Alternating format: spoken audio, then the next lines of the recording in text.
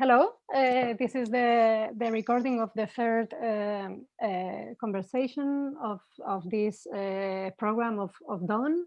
This year's edition is going to happen online, and this is why we're pre-recording discussions instead of having them on spot. But this allows us to have conversations with people with whom we can share the city. So it's also it's super nice to be able to be here with you, Simone, Niquille. Hello.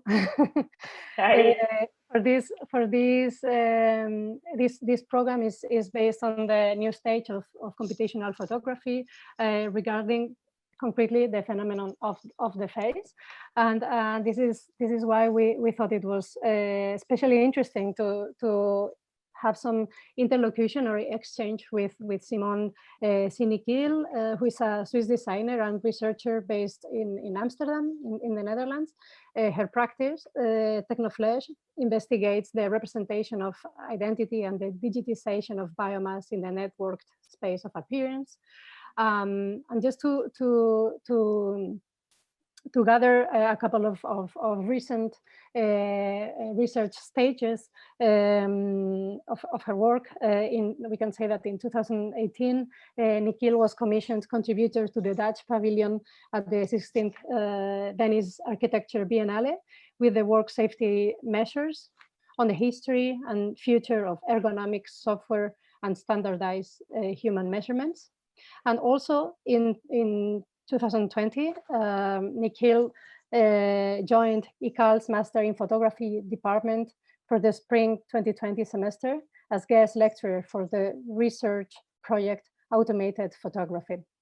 Currently, she is investigating the architectural and bodily consequences of computer vision, researching the politics of synthetic training data sets. So please, Simone, feel yourself welcomed, and thank you so much for joining us today. Yes, for the introduction, and thanks for having me.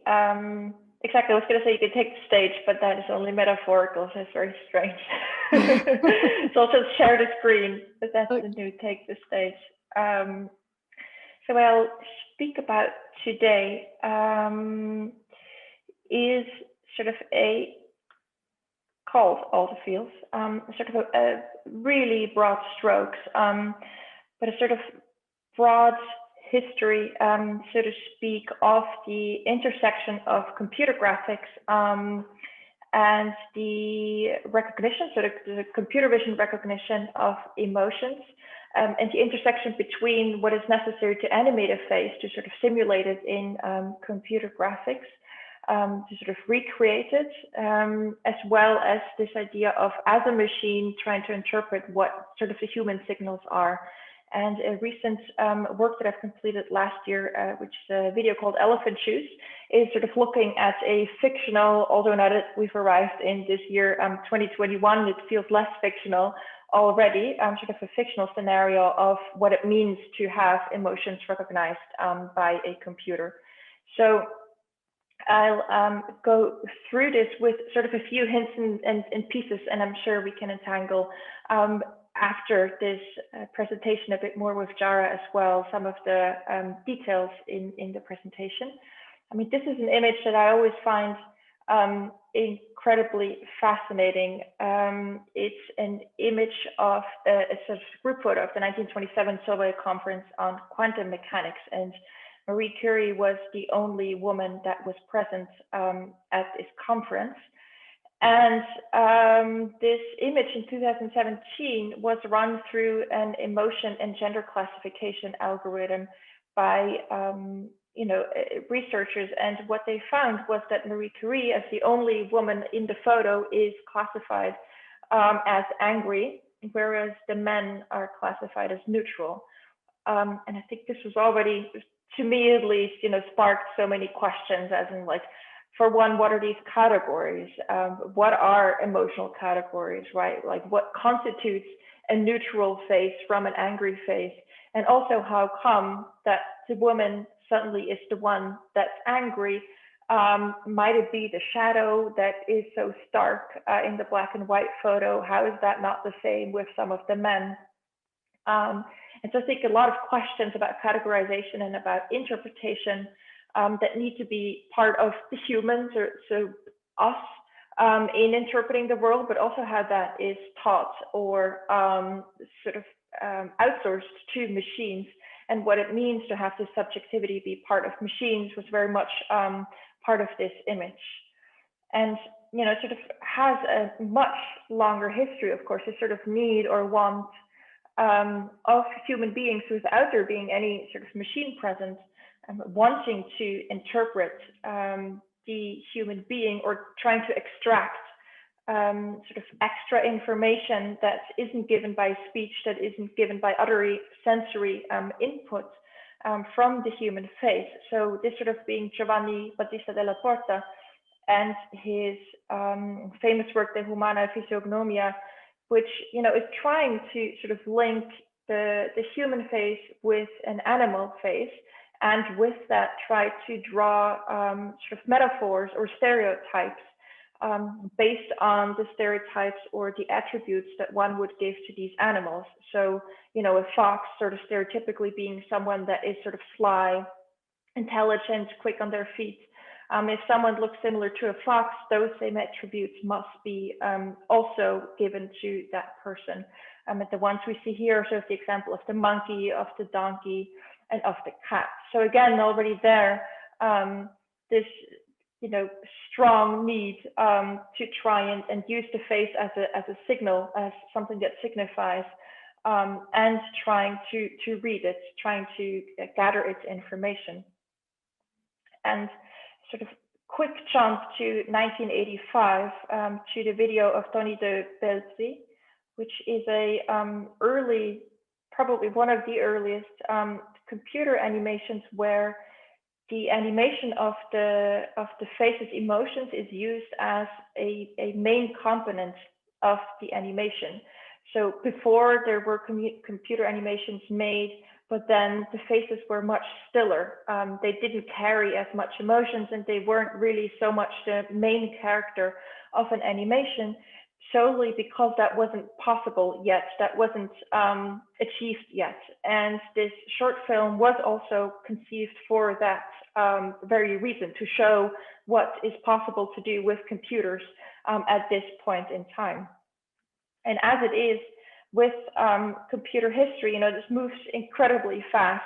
At the same time, looking at sort of Toy Story from 1995 now in 2021 looks also very ancient, right? Sort of the quality of the image has nothing to do with the photorealism that is common in sort of contemporary visual cultures. And what was interesting about Toy Story as well is that, going to the next slide, is that the software that they've developed to animate the toy, so Woody, sort of the cowboy toy, was incredibly sophisticated. And what we see on screen here is the way that the face was animated, so that you could, like, you know, have the mouth smile a little bit, or it could be very happy, or it could slightly smirk. Whereas the humans in Toy Story, they didn't look convincing at all. So the technology was far enough to sort of be cartoonish and to be, you know, convincing for a toy, to animate a toy, but it wasn't convincing enough, or was convincing, but it still wasn't even in the uncanny valley yet, in this sort of strange in-between space where it feels as if you're recognizing a human being. It was still clearly something that was simulated and something that was animated on screen.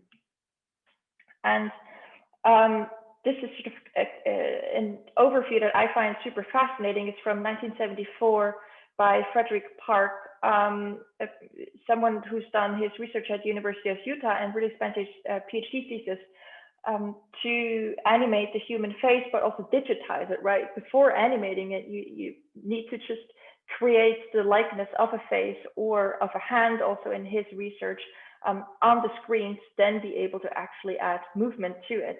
And this flowchart here essentially is a face, right? But it's now put into its particles or into its bits and pieces that are then used to animate. And what we already see here is that to be able to read the face, if it is by machine or if it is by computer, or even if it is in terms of the physiognomy of the aporta, right? The face sort of is broken up into different fragments that then are analyzed, or in the case of animation, that then can be moved. So that you know, hey, if we can identify an area called cheek, we can also control that area called cheek. And another really important aspect, so one is, right, the anatomy of the face, so the parts of the muscles, so the fact that there is a cheek, but at the same time also how to then identify this thing called emotions.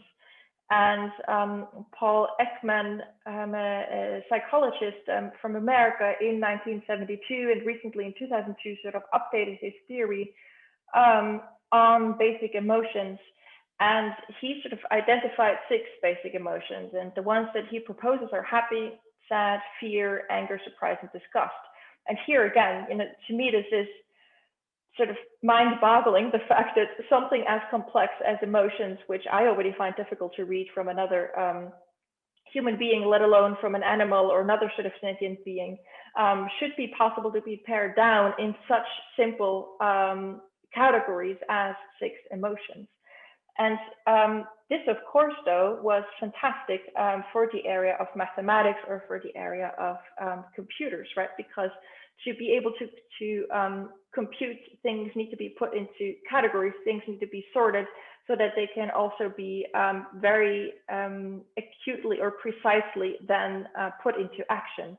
And so his sort of facts or facial action coding system, which is based on these 6 emotions, really played a crucial part in the development of computer animation, as well as in the area of recognizing emotions. And what we're looking at here is, on the one hand, sort of the drawing of the muscles that are involved with a certain facial expression. And at the same time, on the right side, the identification of these muscles by numbers. And what this really is another thing. So his facial action coding system is based on action units. And what action units are basically is the way we move a muscle unknowingly most of the time, because it happens intuitively, to create an expression, right? So that only slightly you sort of move your brow a little bit up because you feel angry. And this happens at such an intuitive level that it is difficult to reproduce.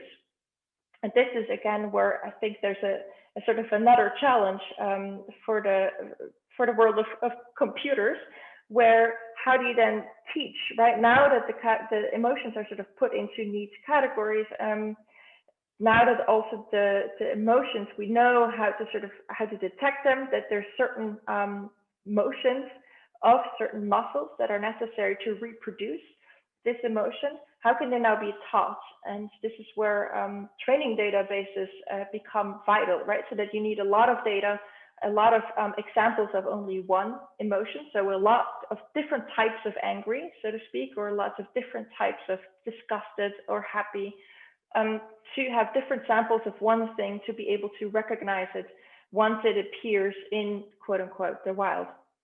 And this is where, you know, sort of Ekman's theory, as contested it might be in terms of this idea of psychology and subjectivity of emotions, it actually made perfect sense and still does in the world of computation. Part of the work Elephant Shoes, when I showed it at HEC in Basel, was this installation in the bathrooms of the exhibition space, where there are sort of Ekman's 6 emotions written on the mirrors, and there's an added 7th, and this 7th emotion is neutral. And so specifically because neutral was added once the 6 basic emotions started to be used within the world of computation, because whenever there is nothing, there can't just be no signal, right? There's always a signal being given. So that signal was just called neutral, as in nothingness. And so coming to Elephant Shoes, I mean, for one, the title is taken from lip reading systems commonly or often misreading I love you as elephant shoes. And there, you know, I just find that a really sort of beautiful and absurd sort of hint already at the difficulty that computers have, but also, I mean, I at least as a human, at identifying emotions, right, and at reading them correctly. So I find it incredibly difficult to make them something abstract. They're much more complex. They're not surface.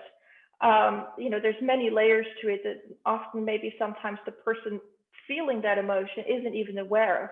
So at that point, sort of trying to read it from a surface, from a face, is incredibly difficult. And so the elephant shoes, I thought, was sort of something that makes absolutely no sense. And within that nonsense lies a lot of importance and so many more layers of truth, I believe.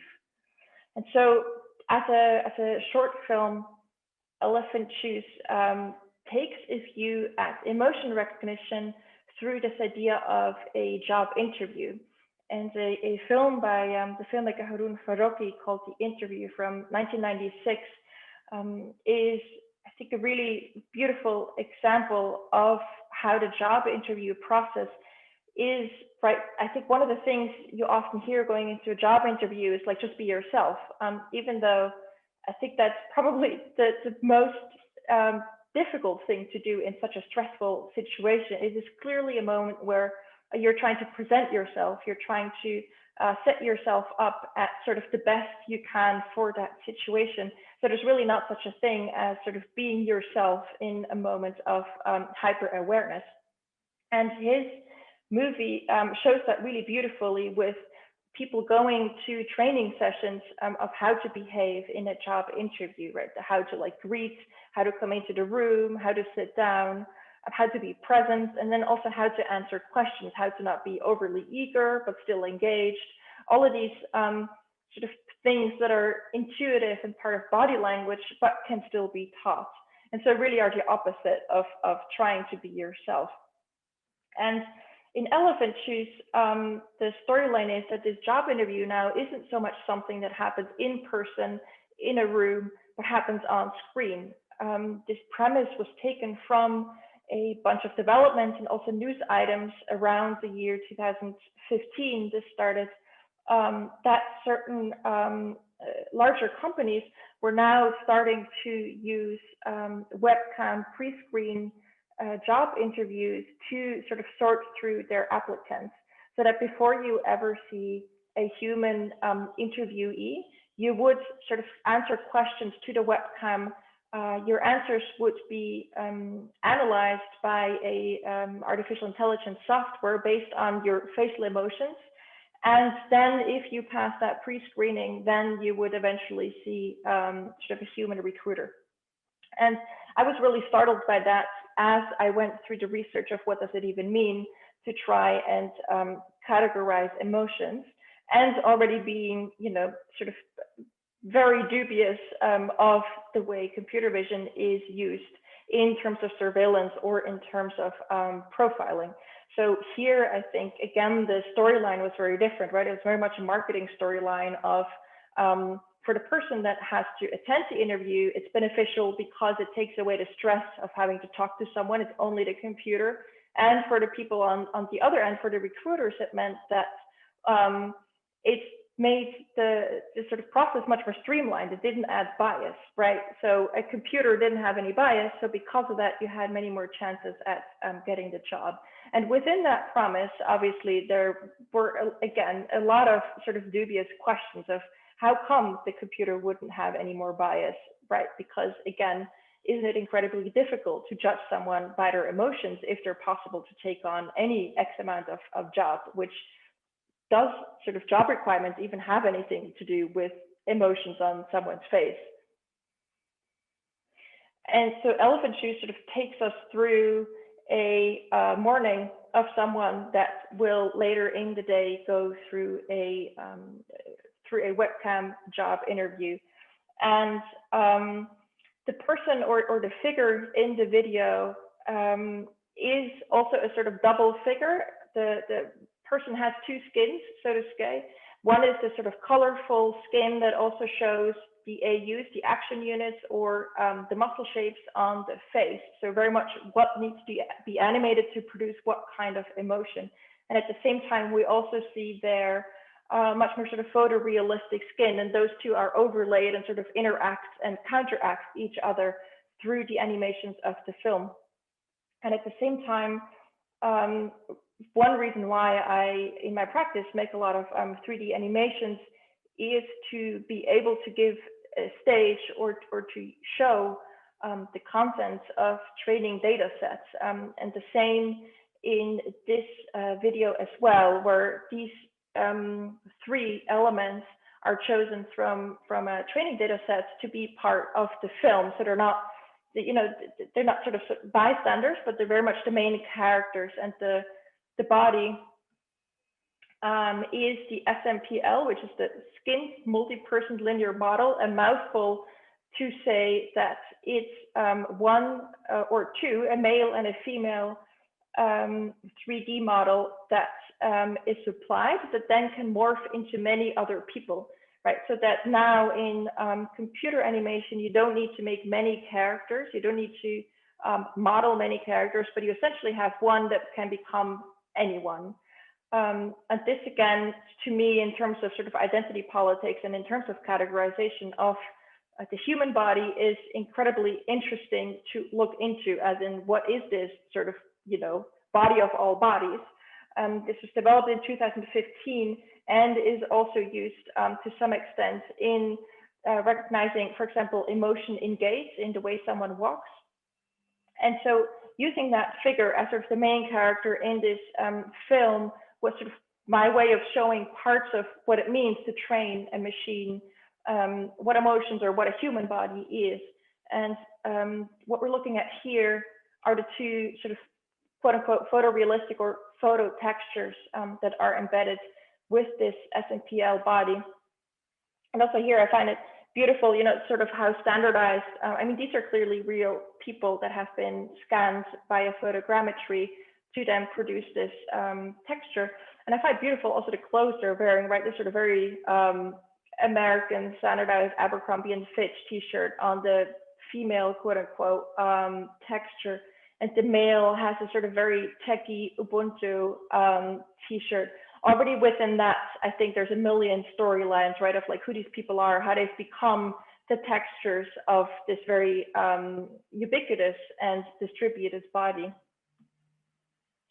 And a second character in the film is the set of this bathroom, which is part of CNET RGBD. It's another data set that I'm working with for work that I'm doing concerning computer vision and how to recognize space in terms of domestic robots. And this bathroom is one of 5 different bathrooms that's used to learn the typology bathroom to a domestic robot. So it was sort of the perfect asset to use in this film as well, to place sort of the one standardized body into one of the very standardized typologies of a bathroom.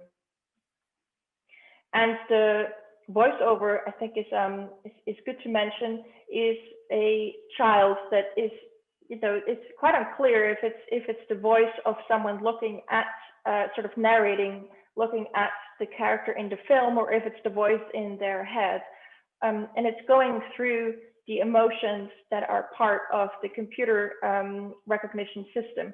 So also the language is sort of replicating what it sort of means to be that computer, right? So it's going through these 7 basic emotions and trying to recognize what is happening to that human face.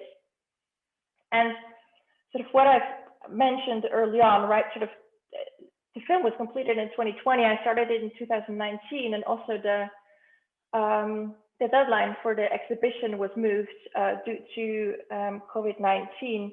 And I think, you know, what we saw there as well is that with the advent of Zoom and many more sort of virtual calls, virtual classrooms, suddenly this idea of the webcam looking and the webcam measuring wasn't just something that is part of a possible interview process, but also something that was, for example, used in classrooms to measure attendance, which Zoom at least sort of banned in April of 2020.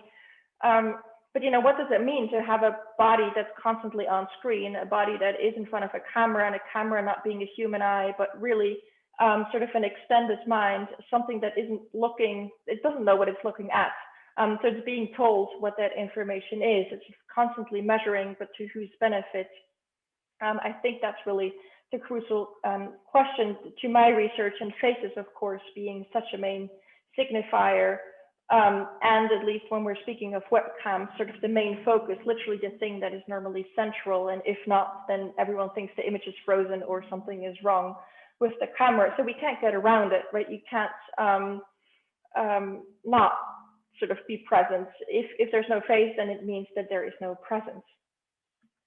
And so one main question in elephant shoes, as well as I think of this talk, that's sort of what I want to end with, is sort of a red thread through elephant shoes, is with the text by Thomas Nagel from 1974 called "What Is It Like to Be a Bat?", in which he's contemplating sort of this in-between space between subjectivity and objectivity, right? Like, as a human being, you can sort of think what it might be like to fly at night and be able to have echolocation, but you can't actually know what that experience is like. You could sort of try to put yourself into that body, as is said, but that's just not possible. So it's always a sort of an imagination, and to a large extent a stretch of an imagination. And that analogy I find really important and interesting as well when thinking of computers as seeing machines, and sort of trying to have them reproduce how a human functions, even though that is to a large extent still unknown as well. What does it then mean to see as a computer that's not trying to imitate the human being? And what sort of information is being processed? And again, also to whose brain and to whose benefit? And so I'll just end with the trailer and looking forward to the conversation. Thank you so much. A human trying to imagine what it is like to be a bat is restricted to the resources of their own mind. Is this what it is like to be a machine learning system? Tomorrow is your job interview. It will be conducted by a web camera. All that is left to do is to train your face.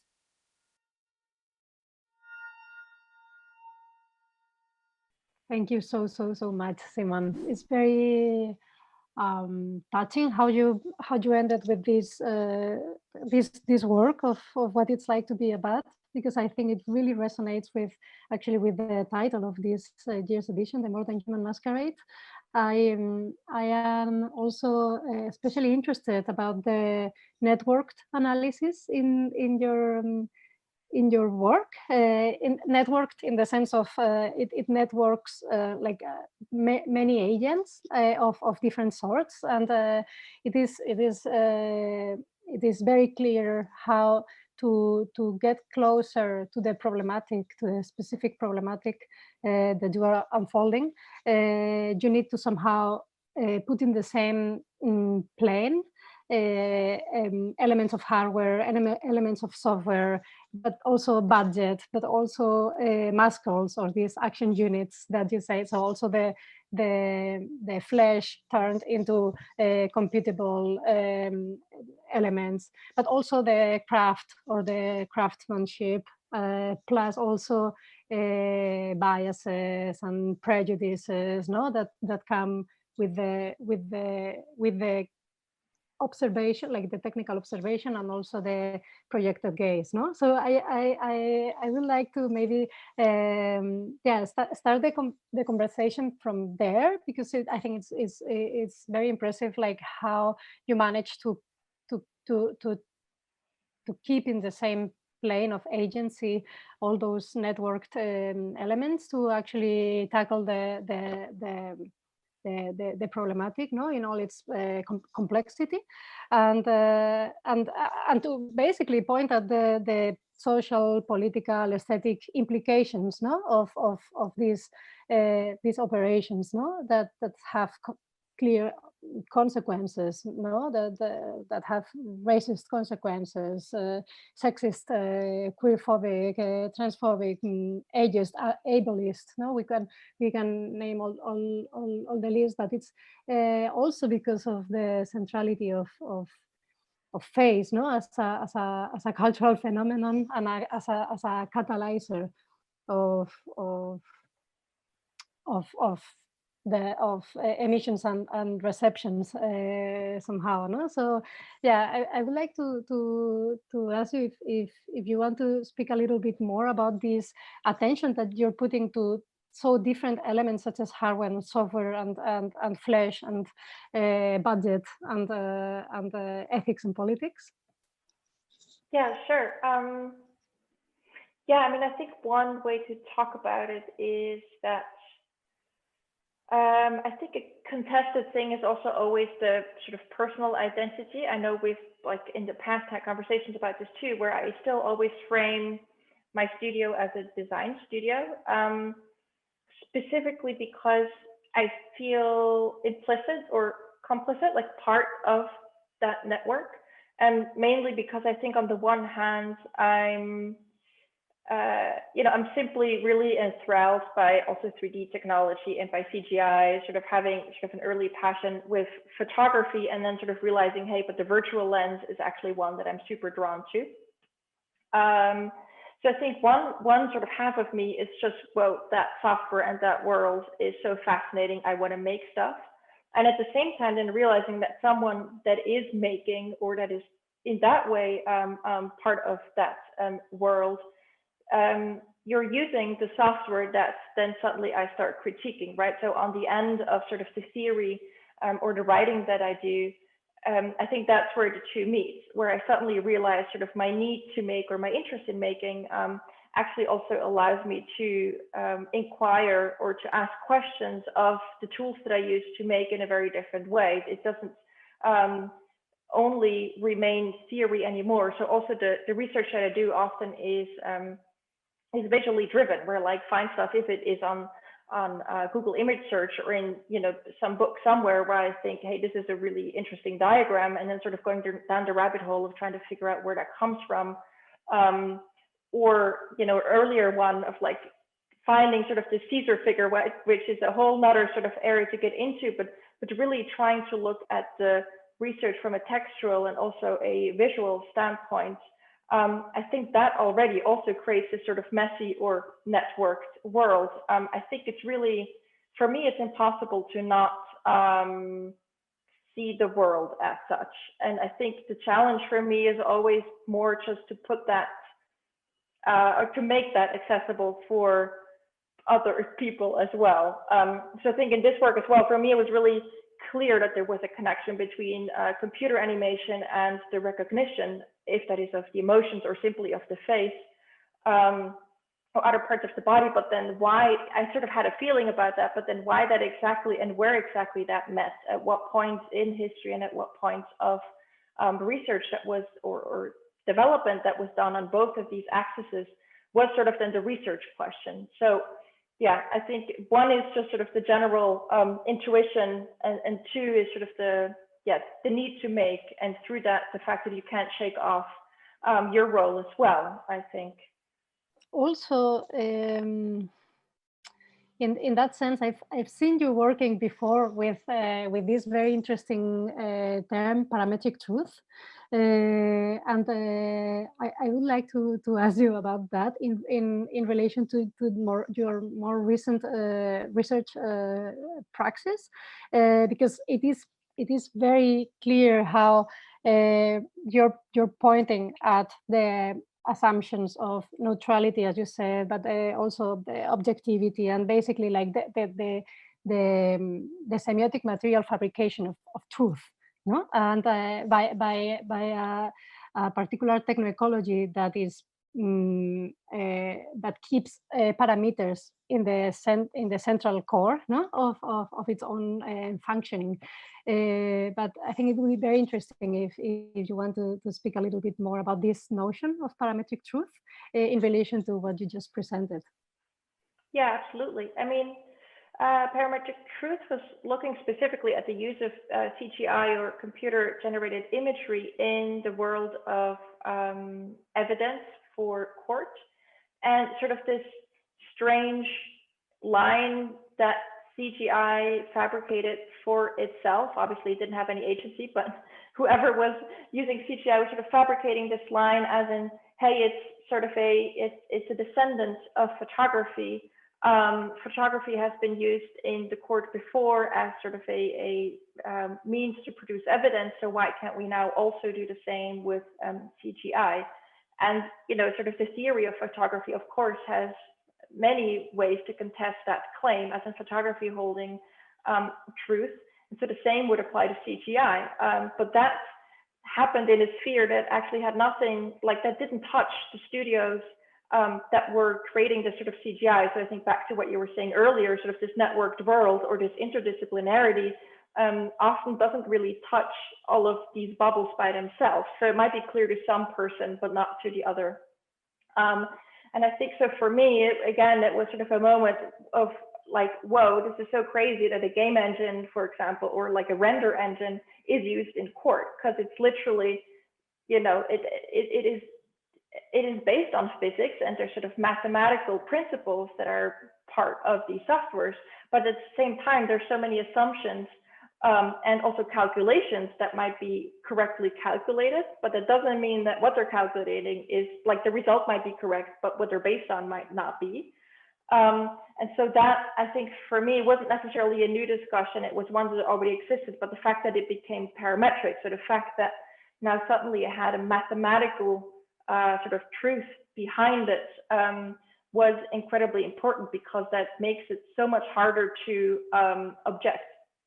And I think sort of a similar, the work that I'm doing now is looking at categories as a linguistic term, right? So there's this idea that to, for example, in child development, to make sense of the world, already there's games where you learn to sort.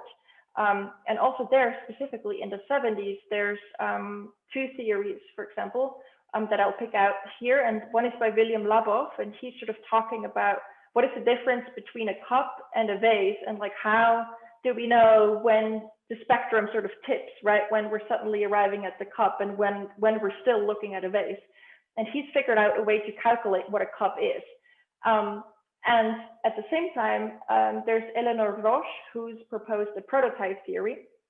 And she's sort of saying there's just a prototype for everything, right? There's like a main sort of category, but it all depends on the sensory input, on the cultural input. And I think here, for me, this is really, without being binary, but it's really sort of the two opposites of what's possible, right? One is sort of the mathematical idea of I can calculate a cup. And the other one is, no, it obviously depends on the context that we're in, if this is a cup or a vase, as in I can also drink water out of a vase. So who actually cares what we're calling it? It's about what you're doing with it. And on the other side, in terms of calculating a cup, it makes sense based on a specific database. But like if you're calculating a cup in Japan or in my home or in your home, is probably a really different formula. So there, I think, again, it's this idea of mathematics producing a certain kind of truth, but it might not be applicable to the real world use, or to this idea of you know, culture, behavior, to sort of the soft sciences. And so I think this is also where the parametric truth is sort of evolving to. It really started with this idea of motion capture technologies and CGI technologies, but I'm sort of realizing now it's about other technologies of language, for example, that are then embedded within vision or seeing machines. Yeah, and actually technologies of language are probably the most explicitly universal, also in computational cultures, no? Like it's very telling the centralism of the alphabetic writing, no, and read-write practices, and this is something I also wanted to comment with you, which is like rampant universalism in this kind of industrial fields, let's say, no, because of course then they have like different applications, and then particular contexts emerge around it, but the industrial fields that somehow also fuel them and finance them and keep them somehow rolling, I think are key agents for the keeping or the reproduction of universalist Western culture that somehow in what you just presented operates very particularly in the flattening of all the possible computable fields, no? That flattening of fields and what counts as and what is read as is what in one of your texts you called a trap of discrimination. Yeah, if you want to comment a little bit on this trap of discrimination and the rampant universalism of these industrial fields. Yeah, I mean, rampant universalism is brilliant. Yeah, I mean, I think one way to talk about this is that being really specific is, I think that's where computer vision is incredibly useful, right? Sort of recognizing if an oil pipe that runs through the whole of Canada has a leak of a specific, like it has a hole, for example, and sort of attaching that sort of computer vision device to a drone that then flies over that pipe. Like that's something that's possible to sort of put into rules and into code. As soon as there is universalism, right, this becomes much more difficult, because then what is a hole? Like if you don't know where that hole is placed, then suddenly we don't know if it's now a door or if it's an opening. And I think this is, for me, as someone that makes, this is where sort of the beauty happens, right? This absurdity is so poetic, but it also is, when it is applied, incredibly violent and imposes an idea of what a hole now is, or whatever category is chosen, onto that door. So suddenly the door isn't something to go through, but it's actually something that has violently been put into that wall. And I think, of course, whenever, like the recent work I'm doing now is in the domestic sphere, mainly because I think it's easier for people to talk about discrimination when they're talking about chairs than when they talk about faces and human bodies, because suddenly you get defensive, right? It's like, oh no, I didn't do that, or I don't look at the world in such a way. And I think that's only natural. I mean, obviously you sort of project things on yourself, it's sort of a human quality. And so I think talking about it in sort of different terms and more objective terms makes it a little bit easier, but also makes it so much more obvious. Because suddenly you don't have this defense mechanism anymore. And then sort of as a group exercise, trying to sort stuff into trash, you see how difficult that is, and how trash is also just not a really functional category. And I think their language, but also universalism as a concept, just becomes impossible across cultures or across objects. I mean, anything really, I think, because to function, for something to really be universal, I think there needs to be negotiation. And if there isn't, and it's just a broadcast, then it's sort of, there will always be someone at loss, like someone without a voice, if that is now sentient or not. But I think so this negotiation, which is really happening on a daily basis, between at least sort of my body and the world moving through it, if it is moving an object out of the way or literally in conversation, the way technology is constructed right now doesn't allow for it. And I think that's where the idea of a universal machine becomes dangerous. Yeah, exactly. And I think this is quite important, looking backwards at the genealogy of technofixes, no, and technosolutionism.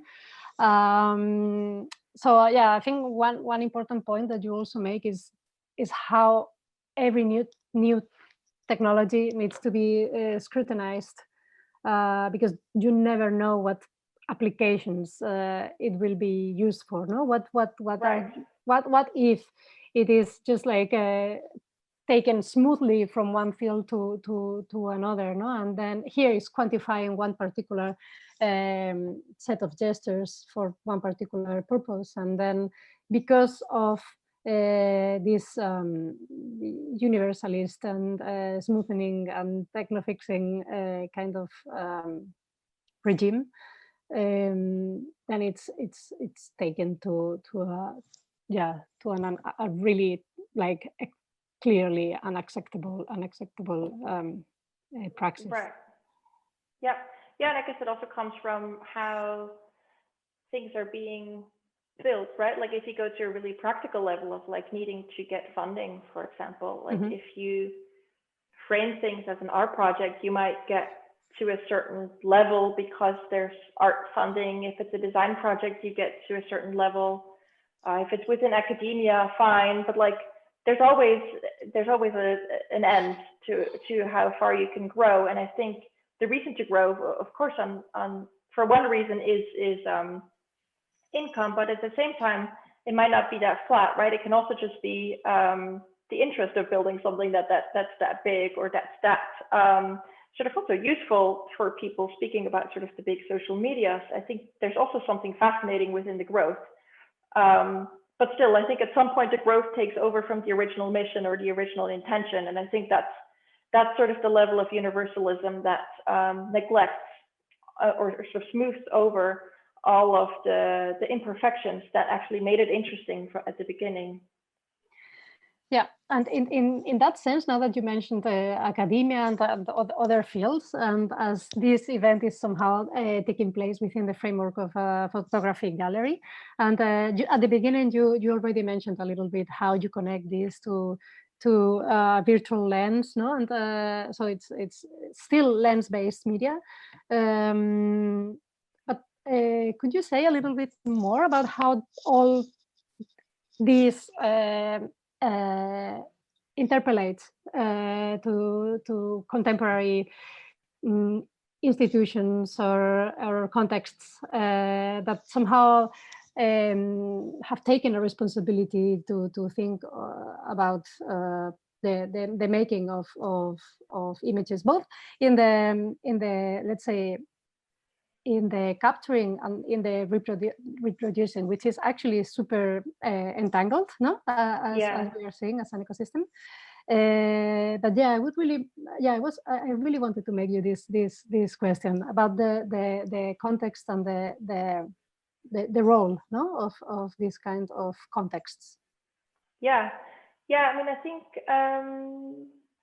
for one, I think the photographic context or the photographic, institution, but also, for example, teaching at ECAL in Lausanne in their masters, has been, from a discipline perspective, incredibly interesting, because I think, when I wanted to enter it around like, what was this, like 2005, 2006, I think we're sort of in an identity crisis between wet photography and labs and digital photography. And since then, more than enough happened. And I think it really sort of emerged out of this identity crisis as still one of the main sort of agencies within one. If we're talking about CGI, then there's still always a camera presence, if it is sort of 3D scan or if it is within the sort of 3D software. But more importantly, and what I find even more interesting is this idea of the training data set, right? And how photography and visual cultures, of course, a training data set can be all kinds of data, but specifically speaking of the ones that are imagery, so either sort of 2D imagery or things that actually have been assembled in a 3D software and then rendered again.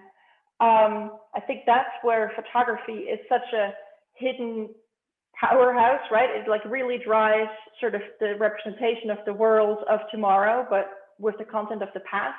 And I think this is such an important discussion to have. And I think the spaces and the institutions of photography are super interesting in that. I think, so one is sort of the facilitation of work or of those discussions. And I think the other is also what can be done.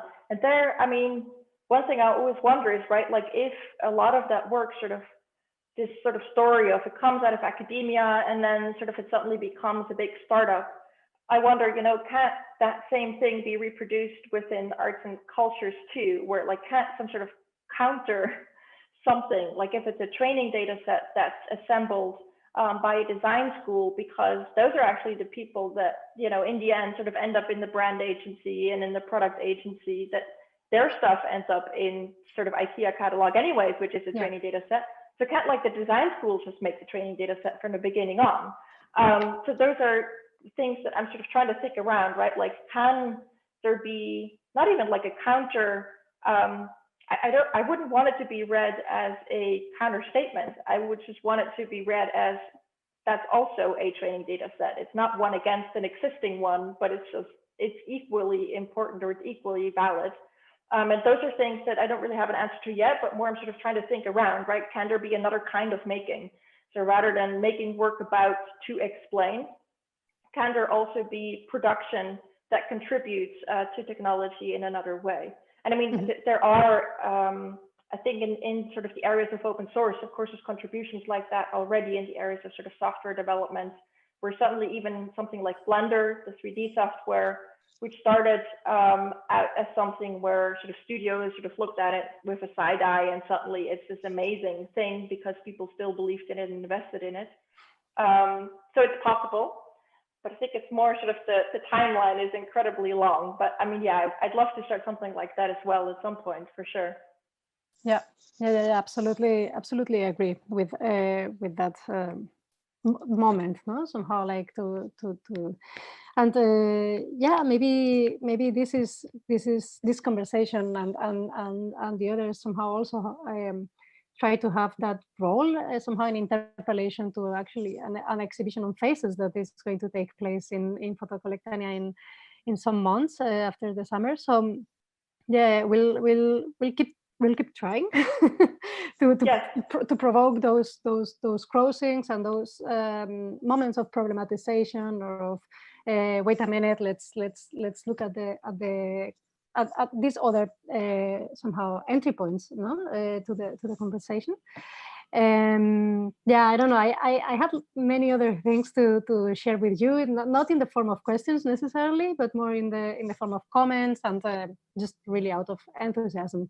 But maybe you also wanted to say something else.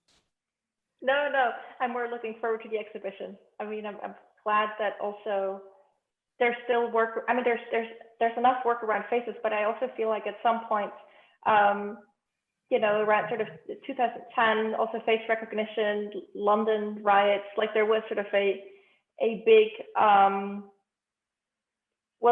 there was a wave of work on faces, and I think at some point a little bit, it went a little bit, not away, but it became quieter. And so I'm glad that it's still around, because it doesn't mean that there's nothing to say. There's tons to be said about it. yeah, absolutely. So much looking forward to the exhibition. we are really trying to take face phenomenon with a non-anthropocentric attitude, at least, and right. I really appreciate how you brought that quite explicitly. No, somehow like not taking the human out of the picture at all, but also provoking some tensions, no, to that centrality. Yeah, I just maybe want to end with a super small reference to the work of Vinciane Després in a text that she wrote that's titled "The Body We Care For," in which she speaks about the clever Hans, which is a horse that actually was, yeah, it's one of the more accurately descriptions of a sentient that's just attentive to those micro gestures that you also work with in your work, and from there we will try to go ahead and keep looking for that more than human. That's not necessarily only so-called animals, but also like this complex network of other agents that you just shared with us. So thanks a lot. Yes, thank you. Thanks for having me. Yeah, looking forward to your next steps.